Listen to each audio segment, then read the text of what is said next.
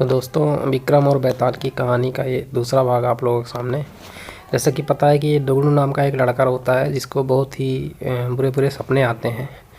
तो एक दिन फिर से दुगड़ू को सपना आता है कि कुछ लोग नवविवाहित दंपति और बारात को लूट रहे हैं और उनसे मारपीट भी कर रहे हैं। दुगड़ू ने जिसे सपने में देखा है वही दुल्हन बनने वाली लड़की अपनी शादी का लहंगा सिल जाने के बाद वापस लेने दुगड़ू की माँ के पास आती है। दुगड़ू फ़ौरन उसे सपने वाली बात कह देता है। वह लड़की अपनी माँ और ससुराल वालों को यह बात बताती है, पर सब लोग इस सपनों वाली बात को वहम समझकर अनसुना कर देते हैं। शादी के बाद जब वर वधू बारात के साथ जा रहे होते हैं तब सामने सपने वाला वाक्य सच में घटित हो जाता है और इस पूरी घटना में दुगड़ू पर आरोप लगते हैं कि वही टोरों से मिला होगा, वरना उसे कैसे पता चल सकता है कि ऐसा ही होगा। और शक की बिना पर उसे सारे लोग मिलकर बहुत मारते हैं और उसकी पिटाई करते हैं। इस घटना के कुछ दिनों बाद एक रात दुगड़ू को सपना आता है कि मोहल्ले में रह रही चौधरायन का नया मकान गृह प्रवेश के दिन ही जलकर खाक हो जाता है। तभी अगले ही दिन चौधरायन उस मकान को बनवाने की खुशी में लड्डू लेकर दुगड़ू की माँ के पास पहुँचती है और गृह प्रवेश समारोह के दिन जलसे में आने का न्योता देती है। वहीं पर सपने की बात दुगड़ू फ़ौरन अपनी माँ को और चौधरायन से कह देता है। चौधरायन गुस्से में लाल पीली हो जाती है और उल्टा दुगड़ू की माँ को ही कहने लगती है कि तुम्हारा बेटा ही काली जुबान वाला है, और उसके बोलने से ही सबके साथ अनर्थ हो जाता है। चौधरायन गुस्से में जली कटी सुनाकर माँ बेटे को भला बुरा कहकर वहाँ से चली जाती है।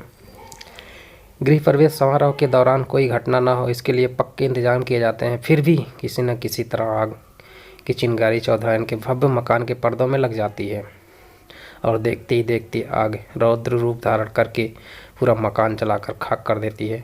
चूँकि दुगड़ू इस बारे में पहले ही बोल चुका था, इसलिए सब उसे काली जुबान का बोलकर उस पर टूट पड़ते हैं, मारते पीटते हैं और उसे मारकर गांव से बाहर निकाल देते हैं। फिर वो कुछ दिन इधर उधर भटकता रहा और कुछ महीनों बाद उसे किसी महल में किसी राजा के यहाँ नौकरी मिल जाती है।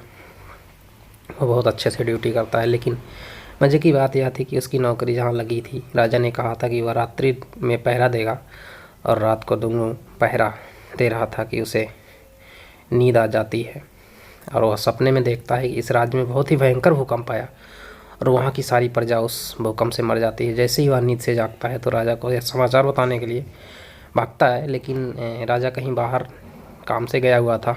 जैसे ही राजा आता है तो उसको यह समाचार देता है और यहाँ इस राज्य से में होने वाले ऐसा होने वाला है, तो मैंने सपने में देखा है, दुगड़ू बताता है। तो राजा ने वहाँ समय से पहले ही कहीं निकल जाते हैं और अगले दिन खबर आती है उस राज्य में भूकंप आया और सारी प्रजा वहाँ की मर गई है, सारा कुछ विनाश हो चुका है।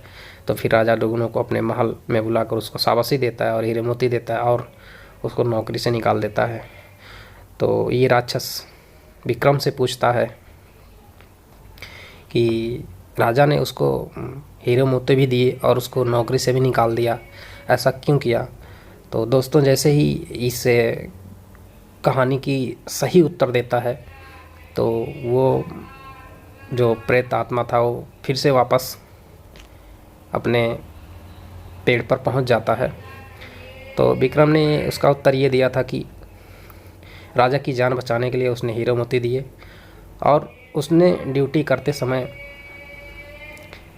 सो गया, इसलिए उसे राजा ने नौकरी से निकाल दिया। तो दोस्तों, यहीं भाग 2 विक्रम और बैताल की कहानी का भाग 2 समाप्त होता है।